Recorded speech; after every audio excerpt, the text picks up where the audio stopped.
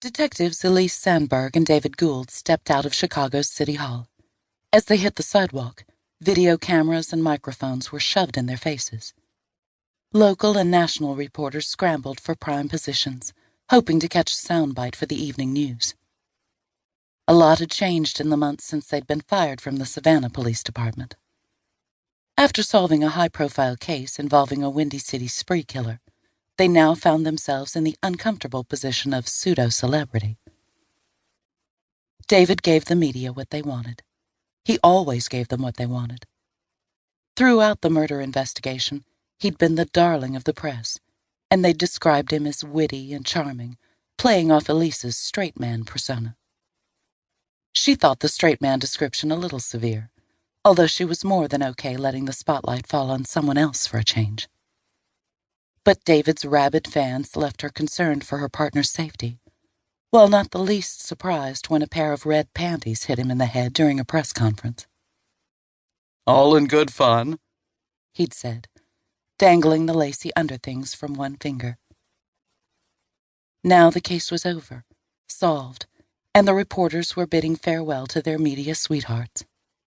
News coverage would move on to someone else, hopefully shifting away from death and murder. "Can we get a photo of you both in front of City Hall?" a reporter asked. "Maybe holding hands," someone else suggested. The press was always trying to figure out their relationship. Were they more than partners? Did they have plans to get married? One reporter even went so far as to ask if they'd ever slept together. David planted his hands on his knees and bent at the waist, his dark tie dangling. "Jump on my back," he told Elise. She stared at him. "Jump on my back. It'll be a great shot." Maybe it was all those annoying descriptions of her that did it. Serious, somber.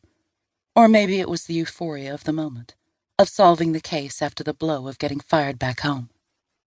Dressed in her typical and somber black slacks and white top, Elise jumped on David's back, arms locked around his chest as he supported her legs. Cameras clicked. Moments later, feet on the ground, she smoothed her shoulder-length hair and adjusted her top. She was pretty sure she'd regret the pose tomorrow. At least they worked for themselves now. They wouldn't be called down the hall for a reprimand, and the mayor of Savannah wouldn't chew them out from the other side of his desk. "Feels good, right?" David asked from behind the wheel of the rental car as they headed for the hotel to pack and finally take the vacation they'd put on hold for the Chicago job.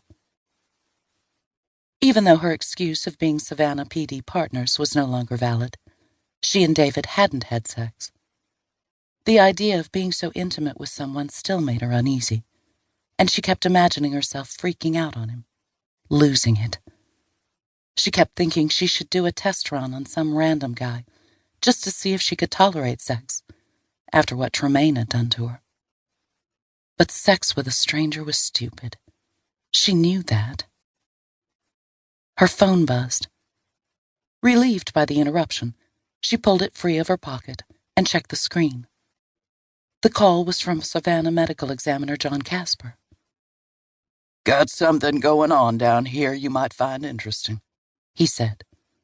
"A body has been found in a house scheduled for demolition." "Tremaine?" "I wish, but no." His voice dropped.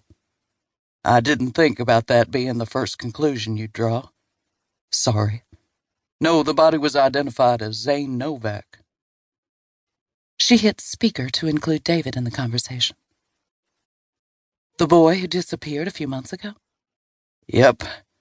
And this isn't for public consumption, but the M.O. matches those child killings in Florida you've probably heard about." "Asphyxiation as well as the method of disposal?" Elise asked. "Yep." "Possibly a copycat?" David asked, thinking aloud. Or worse. "Maybe the Florida killer has moved to Savannah," Elise suggested. "I had both thoughts," John told them. "Another thing that's probably just a weird coincidence. The house where the body was found used to belong to Frank J. Remy. Know who I'm talking about?" The